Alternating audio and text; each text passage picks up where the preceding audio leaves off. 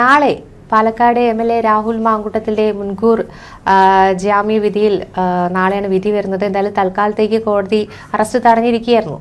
പക്ഷേ വളരെ നിർണായകമായ മറ്റൊരു പ്രധാനപ്പെട്ട റിപ്പോർട്ട് പുറത്തു വരുന്നത് 2-3 വകുപ്പുകൾ കൂടി ഇത്തരത്തിൽ ആ യുവതി നൽകിയ മൊഴിയുടെ അടിസ്ഥാനത്തിൽ രാഹുൽ മാങ്കൂട്ടത്തിനെതിരെ ചുമത്തിയിരിക്കുകയാണ്. തീർച്ചയായിട്ടും ഏത് വിധേനയും മാങ്കൂട്ടത്തിനെ പൂട്ടുക എന്നൊരു ലക്ഷ്യത്തോടു കൂടി തന്നെയാണ് അന്വേഷണ സംഘത്തിന്റെ നീക്കം. ഇത് എങ്ങനെയൊക്കെ ആയിരിക്കാം ഇനി രാഹുൽ മാങ്കൂട്ടത്തിന് തിരിച്ചടിയാവുക, അല്ലെങ്കിൽ രാഹുൽ മാങ്കൂട്ടം ഇതിനു വേണ്ടിയിട്ട് എന്തായിരിക്കും അടുത്ത അടവ് എടുക്കുക എന്നുള്ളൊരു സംശയമൊക്കെ നമുക്ക് ഉയർന്നുണ്ട്. അപ്പോൾ അതിനെക്കുറിച്ച് എങ്ങനെയാണ് വിലയിരുത്തുന്നത്? ആദ്യത്തെ ഹൈക്കോടതി വിധി ഇപ്പോൾ തൽക്കാലം രാഹുലിന്റെ അറസ്റ്റ് തടഞ്ഞിട്ടുള്ള ഒരു നീക്കമാണ് വന്നിരിക്കുന്നത്. 15-ാം തീയതിക്കകത്ത് അതും ജാമ്യം കിട്ടുമോ ഇല്ലയോ എന്നുള്ളത് നമുക്ക് അപ്പോഴറിയാൻ പറ്റും. നാളെ രണ്ടാമത്തെ അതിജീവിതയുടെ പരാതിയിന്മേലുള്ള നടപടി, നാളെ ജാമ്യം കിട്ടുമോ ഇല്ലയോ എന്നുള്ളത് നാളെ അറിയാം. അപ്പം നിലവിൽ രാഹുൽ ഇപ്പോൾ ഒരു സേഫ് മോഡിൽ ഇങ്ങനെ നിൽക്കുകയാണ്.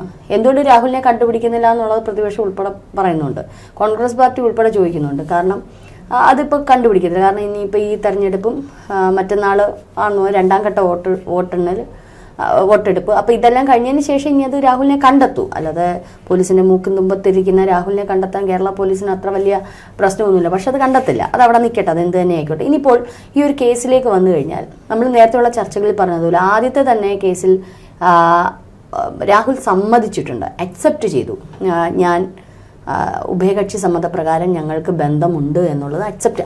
അതുകൊണ്ടാണ് കോടതി അത് പരിഗണിച്ചതുകൊണ്ടാണ് ഒരു ബലാത്സംഗം, പീഡനമൊക്കെ അവിടെ ആരോപിച്ചാണ് പരാതി കൊടുത്തിരിക്കുന്നത്. പക്ഷേ അവിടെ പറഞ്ഞിരിക്കുന്നത് ഞാൻ സമ്മതിച്ചു, അക്സെപ്റ്റ് ചെയ്തു. അക്സെപ്റ്റ് ചെയ്തത് കൊണ്ട് തന്നെ രാഹുലിന്റെ ഭാഗം കൂടെ കേൾക്കണം എന്നാണ് ഹൈക്കോടതി പറഞ്ഞിരിക്കുന്നത്. അങ്ങനെയെങ്കിൽ ഇനി രാഹുലിന്റെ ഭാഗം അതൊരു കേസായിട്ട്, അത് ഇനിയൊരു വിചാരണയായിട്ട് മുന്നോട്ട് പോകത്തേ ഉള്ളൂ. അവിടെ പലതും വീക്ക് പോയിന്റുകളായിട്ട് വരാൻ സാധ്യതയുണ്ട്. കാരണം ഉഭയകക്ഷി സമ്മതപ്രകാരമുള്ള ഒരു ബന്ധവും വിവാഹിതയും ഒക്കെ ആയതുകൊണ്ട് അത് ഏത് രീതിയിലാണ് കേസ് പോകുന്നതെന്നുള്ള അറിയാൻ പറ്റത്തില്ല. അവിടെ ഒരേ ഒരു കാര്യമുള്ളൂ, രാഹുലിനെ കൊടുക്കാൻ സാധ്യതയുള്ളൂ ഗർഭഛിദ്രവുമായി ബന്ധപ്പെട്ട് ഫോഴ്സ് ചെയ്തു, പേടിപ്പിച്ചു എന്നൊക്കെ ഉള്ള തരത്തിൽ. അതിലും ഒരു പക്ഷേ രാഹുലിന്റെ ഭാഗത്ത് എന്തെങ്കിലും തെളിവുകൾ, ഈ പറയുന്ന ഡിജിറ്റൽ തെളിവുകൾ കുറേയൊക്കെ രാഹുൽ കൊടുത്തിട്ടുണ്ട്. അപ്പൊ അതിന്റെയൊക്കെ അടിസ്ഥാനത്തിലാണ് കോടതി ഇപ്പോൾ തൽക്കാലത്തേക്ക് അറസ്റ്റ് നിർത്തലാക്കിയത്. കോടതിയിൽ അത് ബോധ്യപ്പെട്ടിട്ടുണ്ട്. രാഹുലിന്റെ ഭാഗവും കൂടി കേൾക്കണമെന്നുള്ള എന്തൊക്കെയോ കാര്യങ്ങൾ കോടതിക്ക് ബോധ്യപ്പെട്ടതുകൊണ്ട് മാത്രമാണ് ഈ ഒരു അറസ്റ്റ് തൽക്കാലം. അപ്പൊ അതൊരു വലിയ വിജയം തന്നെയാണ് രാഹുലിന്റെ.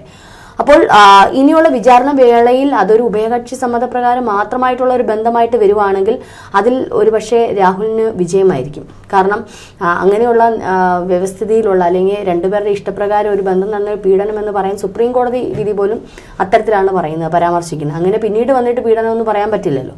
പിന്നെ മറ്റൊരു കാര്യവും കൂടെയുണ്ട്. ഇപ്പോൾ ഭാര്യ ഭർത്താക്കന്മാരുടെ ഇടയിലാണെങ്കിലും ഇന്ന് വരെയും ഒരു ഭാര്യയുടെ സമ്മതത്തോടു കൂടി അവളുടെ കിടപ്പറയിൽ വന്നിട്ട് നാളെ അവളുടെ ഇഷ്ടമല്ലാണ്ട് അവളെ ഈ പറഞ്ഞോണം ആ ഒരു ശരീരത്തിൽ അധികാരം സ്ഥാപിച്ച് അത് പീഡനം തന്നെയാണ്. അങ്ങനെ വേണമെങ്കിൽ വാദിക്കാം. പക്ഷെ അതിന് തെളിവുകൾ വേണം, തെളിവുകളുടെ അടിസ്ഥാനം വേണം. ഇപ്പം അങ്ങനെ ആരും കൊടുക്കില്ല. പക്ഷെ എന്നാലും ഈ പറയുന്ന തെളിവുകളാണല്ലോ വേണ്ടത്. ഇവിടെ രണ്ടാമത് ഗർഭചിത്രത്തിന് നിർബന്ധിച്ചു എന്നുള്ള ഒരു കാര്യം, അതിൽ മാത്രമാണ് ഒരു കണക്ഷൻ വരുന്നത്. അത് രാഹുൽ എങ്ങനെയാണ് തെളിയിക്കുന്നത് എന്നുള്ള തരത്തിൽ. ഇനി അത് രണ്ടുപേരുടെ സമ്മതപ്രകാരമാണെങ്കിൽ രണ്ടുപേരും ഇതിനകത്ത് പ്രതികളാവും. അപ്പൊ അത്തരത്തിലേക്ക് പോവുകയാണെങ്കിൽ ഒരു പക്ഷേ അതിജീവിതയ്ക്ക് അത് പ്രശ്നമായിട്ട് വരാൻ സാധ്യതയുണ്ട്. അപ്പോൾ ആദ്യത്തെ കേസിൽ കുറെ വീക്ക് പോയിന്റുകൾ ഉള്ളതുകൊണ്ടാണ് രാഹുൽ ഇപ്പോൾ പിടിച്ചിരിക്കുന്നത്.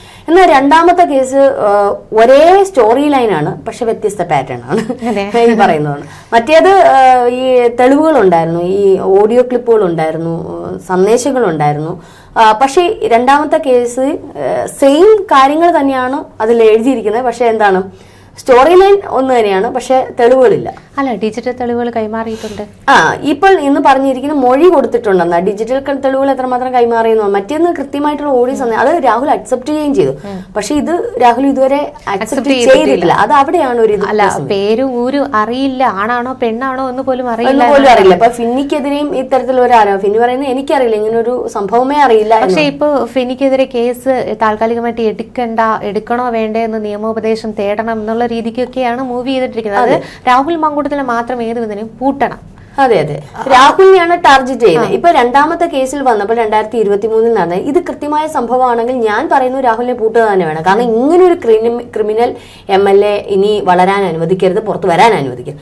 പക്ഷേ അതിൽ ഈ പറഞ്ഞതുപോലെ ഉഭയകക്ഷി സമ്മതപ്രകാരമോ ഇപ്പൊ ആദ്യത്തെ പോലുള്ള മറ്റെന്തെങ്കിലും ആണെങ്കിൽ രാഹുലിന്റെ ഭാഗത്ത് നീതിയുണ്ട്. അവിടെ നമുക്ക് രണ്ടു പക്ഷവും നിൽക്കേണ്ടി വരും. അപ്പൊ ഇവിടെ ബലാത്സംഗമാണ്, ക്രൂരമായ പീഡനമാണ്. പക്ഷെ അവിടെ എന്തൊക്കെയോ വൈരുദ്ധ്യങ്ങൾ വരുന്നുണ്ട്. 2023 നടന്ന സംഭവം, ആദ്യം വിവാഹാലോചനയുമായിട്ട് രാഹുൽ ചെല്ലുന്നു. രാഹുലിന് ജോലിയൊന്നും ഇല്ലാത്തത് കൊണ്ട് വിവാഹാലോചന വീട്ടുകാർ അക്സെപ്റ്റ് ചെയ്യുന്നില്ല. എന്നാൽ രാഹുൽ ഈ പെൺകുട്ടിയുടെ പുറകെ നടക്കുന്നു. പിന്നീട് യൂത്ത് കോൺഗ്രസ് അധ്യക്ഷ സ്ഥാനത്തേക്ക് വന്നപ്പോൾ വീണ്ടും വിവാഹാലോചനയായിട്ട് അവർ ഇങ്ങോട്ട് വരുന്നു. അപ്പോൾ ആ വിവാഹാലോചന മുന്നോട്ട് പോകവേ ഒരു ദിവസം പ്രണയാഭ്യർത്ഥന ഇതിനിടയിൽ വരുന്നു. പ്രണയിക്കുന്നു രണ്ടുപേരും, എന്നിട്ട് കൊണ്ടുപോകുന്നു, അതിന്റെ ഇതിൽ കൊണ്ടുപോകുന്നു. അപ്പോൾ ആ പെൺകുട്ടി ഹോം സ്റ്റേയിലേക്ക് കൊണ്ടുവന്നു. അപ്പോൾ പെൺകുട്ടി പറയുന്നു, എനിക്ക് ഈ ഒരു ബന്ധത്തിൽ താല്പര്യ, കല്യാണം കഴിക്കുന്നവരൊക്കെ ഇങ്ങനെ ഇതൊക്കെ ഇത്തരത്തിലുള്ള ബന്ധത്തിലേക്ക് പോകാൻ അതിൽ കുഴപ്പമില്ല എന്ന് പറയുന്നത്. പക്ഷെ അത് നിരസിക്കുന്ന പെൺകുട്ടിയെ അതിക്രൂരമായി പീഡിപ്പിക്കുന്നു. എന്നിട്ട് തിരിച്ചു വീട്ടിൽ കൊണ്ടുവന്ന് വിടുന്നു. പക്ഷേ പേടിച്ച് പിന്നീട് രാഹുലിന്റെ ഭീഷണിയാണ് വരുന്നത്. പിന്നെ രാഹുൽ വിവാഹം കഴിക്കില്ല എന്ന് പറയുന്നു. പിന്നെ പറയുന്നത്, നിന്നെ എനിക്ക് വെറുതെ ഗർഭിണിയാക്കിയാൽ മതി എന്ന് പറയുന്നു. അപ്പൊ ഇതിലൊക്കെ ഞാൻ നേരത്തെ ചർച്ചയെ പറഞ്ഞതുപോലെ പണ്ടത്തേക്ക് സിനിമകളിൽ കണ്ടിട്ടുണ്ട്, ഈ വലിയ രാഷ്ട്രീയ വില്ലന്മാരായിട്ടുള്ള രാഷ്ട്രീയ നേതാക്കള് ഇത്തരത്തിലുള്ള പാവം പിടിച്ച ഈ ജോലിക്കൊക്കെ ഇതുമായിട്ട് അപേക്ഷയായിട്ടൊക്കെ വരുന്ന, കണ്ടിട്ടില്ല അങ്ങനെയുള്ള സിനിമ? അപേക്ഷയായിട്ട് വരുന്ന പെൺകുട്ടികളെ ഹോട്ടൽ റൂമിലോട്ട് വിളിച്ചു കയറ്റിയിട്ട് പീഡിപ്പിച്ചിട്ട് അതിനെ മാനഭംഗം കെടുത്തിയിട്ട് നീ ഇനി ചലിച്ചു കഴിഞ്ഞാൽ നിന്നെ വെട്ടിക്കൊല്ലൂ എന്നൊക്കെ പറയുമല്ലോ. പക്ഷെ അങ്ങനെയൊക്കെ പറഞ്ഞാൽ ആ കാലഘട്ടം ബാംഗ്ലൂരിൽ പഠിക്കുന്ന അതിജീവിത ബാംഗ്ലൂരിലാണ്, അത്രയും വലിയ മെട്രോപൊളിറ്റൻ സിറ്റിയിൽ പഠിക്കുന്ന വളരെ തന്റേടിയായിട്ടുള്ള ഒരു പെൺകുട്ടി ആയിരിക്കുമല്ലോ. അതെ, തീർച്ചയായിട്ടും. ഒരാൾ പോലും അത് ഇത്രയും വർഷം അറിഞ്ഞില്ല എന്ന് പറയുമ്പോൾ അങ്ങനെ ഒരാളെ നമുക്ക് വെറുതെ വിടാൻ പറ്റും? നമ്മൾ മനുഷ്യർ എന്ന് പറയുന്ന എപ്പോഴും വികാരങ്ങളുണ്ട്. അവിടെ ദേഷ്യവും സ്നേഹവും വാത്സല്യം എല്ലാം ഉള്ള ഒത്തുചേർന്ന ഒരു ജീവിയാണ് മനുഷ്യൻ. അങ്ങനെയാണെങ്കിൽ വീട്ടുകാർ ഇത് അറിഞ്ഞോ? അവര് വെറുതെ വിടുവോ?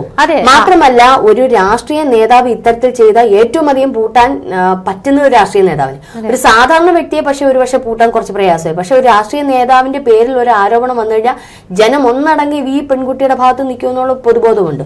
പിന്നെ ഭയന്നാണ് ചെയ്യാത്തത് എന്ന് പറയുന്നതിന് ന്യായം എന്താണെന്ന് മനസ്സിലായ. മാത്രമല്ല, നമ്മുടെ പിണറായി സർക്കാരാണ് ഈ സംസ്ഥാനം ഭരിക്കുന്നത്.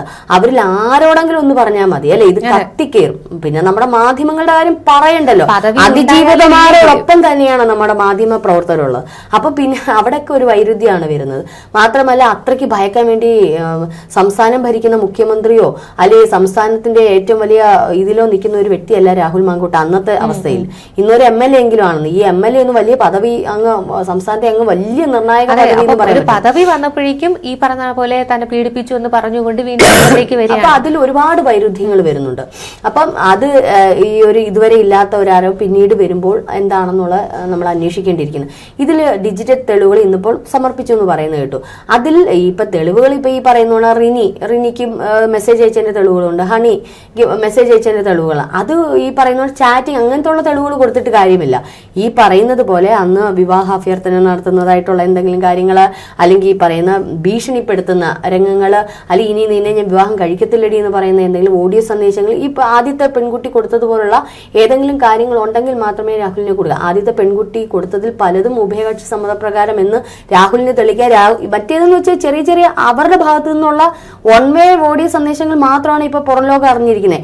2 വേ ഓഡിയോ സന്ദേശങ്ങൾ കോടതിയിൽ എത്തിയിട്ടുണ്ട്.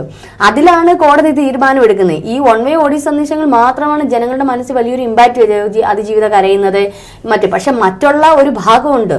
ഒരു ജീവിതത്തിന്റെ 2 വശങ്ങളുണ്ടല്ലോ. അപ്പൊ ശരിക്കും ഒരു സ്വകാര്യ ജീവിതത്തിന്റെ ഭാഗമാണ് ഇപ്പം ജനങ്ങളിൽ ഒരു ചെറിയ ഭാഗമാണ് എടുത്തു കാണിക്കുന്നത്. അത് ആ പെൺകുട്ടിക്ക് പോസിറ്റീവായിട്ട് നിൽക്കുന്ന ഭാഗങ്ങൾ മാത്രം. പക്ഷെ രാഹുലിന് പോസിറ്റീവായിട്ടുള്ള ഭാഗം രാഹുലിന്റെ കൈ കാണും.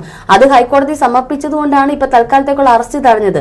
അപ്പൊ തീർച്ചയായിട്ടും നീതി നിയമം എനിക്ക് അനുകൂലം എന്ന് രാഹുൽ പോസ്റ്റ് ഇട്ടിട്ടുണ്ട്. അപ്പൊ വെറും ഒരു ഇതായിട്ട് രാഹുൽ അങ്ങനെ പറയില്ലല്ലോ.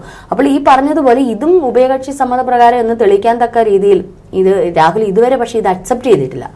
സാധാരണ രാഹുൽ അക്സെപ്റ്റ് ചെയ്യണം. അങ്ങനെ എന്തെങ്കിലും ഇതുണ്ടെങ്കിൽ തീർച്ചയായിട്ടും ആ പെൺകുട്ടിയുടെ ഈ തെളിവുകൾ ഉണ്ടെങ്കിൽ രാഹുൽ അക്സെപ്റ്റ് ചെയ്തേനെ. അതും ഇങ്ങനെയാണെന്ന് പറഞ്ഞ് അക്സെപ്റ്റ്. പക്ഷെ ഇതുവരെ അക്സെപ്റ്റ് ചെയ്യാത്തത് കൊണ്ട് അത് എത്രമാത്രം ഇതുണ്ടെന്ന് നമുക്കറിയാൻ പറ്റില്ല. തൽക്കാലത്തേക്ക് ഈ തെരഞ്ഞെടുപ്പിനെ ഒന്ന് നിലനിർത്താനുള്ള കാര്യങ്ങളാണോ എന്നുള്ളതും നമുക്കറിയാം. ഇപ്പൊ റിനിയുടെ കാര്യത്തിൽ തെളിവുകൾ ഉണ്ടായിരുന്നല്ലോ, പച്ചയ്ക്ക് പറഞ്ഞില്ലേ. എന്നിട്ട് എന്തുകൊണ്ടാണ് അന്ന് റിനി സ്വമേധയെ മൊഴി കൊടുത്തിട്ട് പോലും എന്തുകൊണ്ടാണ് രാഹുലിനെ അക്സെപ്റ്റ് ചെയ്യാഞ്ഞേ? അതിന് കൂടുതൽ വാല്യൂ ഇല്ല, പ്രാധാന്യമില്ല. അത് അങ്ങനെ വെച്ചിട്ട് ഒരാളെ അറസ്റ്റ് ചെയ്യാൻ പറ്റില്ല. അപ്പൊ കൃത്യമായ തെളിവുകളുടെ അടിസ്ഥാനത്തിൽ മാത്രമേ നമുക്ക് അറസ്റ്റ് ചെയ്യാൻ പറ്റൂ. അപ്പോൾ ഈ മൊഴിയെടുപ്പ് കഴിഞ്ഞു, ഈ തെളിവെടുപ്പ് കഴിഞ്ഞു, ഈ പറയുന്ന ഡിജിറ്റൽ വിവരങ്ങൾ ശേഖരിച്ചു, ഇനി അവർ നിയമ ഉപദേശം തേടുമല്ലോ. നിയമ ഉപദേശം തേടുന്നതിന്റെ അടിസ്ഥാനത്തിൽ മാത്രമേ അറസ്റ്റ് പറ്റുമോ ഇല്ലയോ. വെറുതെ മാത്രമല്ല പെൺകുട്ടിയെ വൈദ്യപരിശോധനയ്ക്ക് വിധേയമാക്കും. വൈദ്യപരിശോധന ഇപ്പൊ 2023 നടന്ന സംഭവം ഇനി വൈദ്യപരിശോധന എങ്കിലും ഒരു എവിഡൻസ് വേണമല്ലോ. മാങ്കൂട്ടത്തിൽ അങ്ങനല്ല. 2023 താനും ഞാനും ഓരോ സ്ത്രീകളല്ലേ. 2023 ഒരു പീഡനം നടന്നതിന് ശേഷം അന്ന് ഈ പറയുന്നത് പോലെ മൂവ് ചെയ്തിരുന്നെങ്കിൽ ആ ഈ 24 മണിക്കൂറിനകത്ത് നമ്മളത് മൂവ് ചെയ്തിരുന്നുവെങ്കിൽ തീർച്ചയായിട്ടും ഇന്ന് രാഹുൽ എന്ന് പറയുന്ന ഒരു വ്യക്തി ക്രിമിനലായിട്ട് തുറങ്കിലേക്ക് കടന്നതിന് നമ്മളല്ല ഇന്ന് ആ പെൺകുട്ടിയോടൊപ്പം ഉണ്ടായിരുന്നു. പക്ഷേ ഇതിപ്പോ വർഷങ്ങൾക്ക് ശേഷം ഇങ്ങനെ എടുത്തോണ്ട് വന്ന് ഇത് ഡിജിറ്റൽ തെളിവുകളുടെ അടിസ്ഥാനത്തിൽ. പക്ഷെ അവിടെ ഈ പറയുന്ന ഉഭയകക്ഷി സമ്മതപ്രകാരം എന്തെങ്കിലും ഉണ്ടെങ്കിൽ അവിടെയും എന്താണ് വീക്കായിട്ട് വരുമല്ലേ. ചുമ്മാ കുറെ നാള് കോടതി കയറി ഇറങ്ങും. അവസാനം കോടതി വിധിക്കുന്നത് ചിലപ്പോൾ ഇതായിരിക്കും, ഉഭയകക്ഷി സമ്മതപ്രകാരമുള്ള ബന്ധങ്ങളൊന്നും പീഡനമായിട്ട് നിരൂപിക്കാൻ പറ്റില്ല എന്ന്. പക്ഷെ അവിടെ പീഡനമാണെന്ന് കുട്ടി തെളിയിക്കണം. തെളിയിക്കത്തക്ക രീതിയിലുള്ള എന്തെങ്കിലും പോയിന്റുകൾ ഉണ്ടെങ്കിൽ തീർച്ചയായിട്ടും രാഹുലിന് പണി കിട്ടാൻ സാധ്യതയുണ്ട്.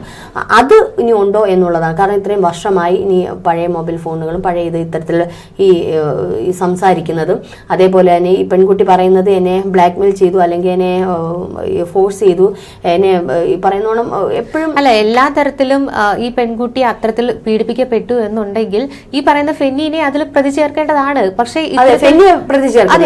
ഫെന്നിയാണ് ആ പെൺകുട്ടിയെ അവിടെ കൊണ്ടുപോയത്. പക്ഷെ ഇപ്പൊ ഫെനിയെ ഒഴിവാക്കിക്കൊണ്ട് മാങ്കൂട്ടത്തിലെ മാത്രം ഇതിൽ ഉൾപ്പെടുത്തുക, അത് ഞാൻ പറയാം. ഇതിലൊരു രാഷ്ട്രീയ ഇതുണ്ട്. അല്ലാതെ ഇപ്പൊ ഇത്രയും നാള് ഇല്ലാത്ത ഒരു കഥകളും അതിജീവിതമാരും ഒക്കെ ഇപ്പൊ വരുമ്പോൾ അത് നമുക്ക് സ്വാഭാവികം അതൊരു ഭാഗത്ത് അവർക്ക് ഒരു പ്രൊട്ടക്ഷൻ കൊടുക്കും, അല്ലെങ്കിൽ അവരെ സഹായിക്കാനും അവരെ ഇത് ചെയ്യാനും ഒക്കെ എന്തെങ്കിലും കാണും. രാഷ്ട്രീയ കളികളുണ്ട്, അതില്ലാന്ന് നമുക്ക് പറയാൻ പറ്റത്തില്ല.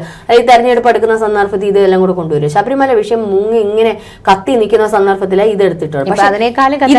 പക്ഷെ ഇത് ഒരിക്കലും UDF ഇത് ബാധിക്കാൻ പോകുന്നു. ഇന്ന് തെരഞ്ഞെടുപ്പിനൊന്നും UDF ഇത് ഒരു കാലത്തും ബാധിക്കില്ല. കാരണം UDF ഓൾറെഡി തീരുമാനം എടുത്തു കഴിഞ്ഞു.